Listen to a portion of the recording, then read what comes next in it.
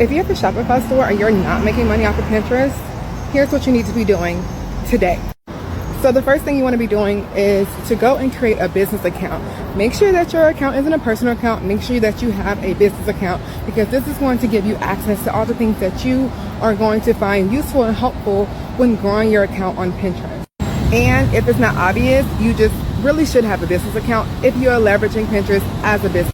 Next, you want to actually go in and obviously set up your account and optimize it. So there's a lot of things that can go into this, but because we're just talking about what you can do today, what I want you to do is set up your boards. Create strategic boards based around your products.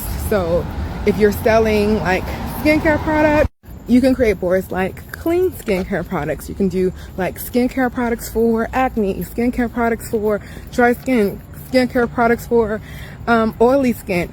Of course, depending on your products, but hopefully you get the gist. And then the third thing you want to do is connect your Shopify account to your Pinterest. This is going to be super easy, and it allows for Pinterest to pull in your products, and so they can show up on Pinterest without you even having to do anything. This is going to help you get sales immediately. And then to add the cherry on top, you want to apply for the Verified Merchant Program. That way you'll become verified.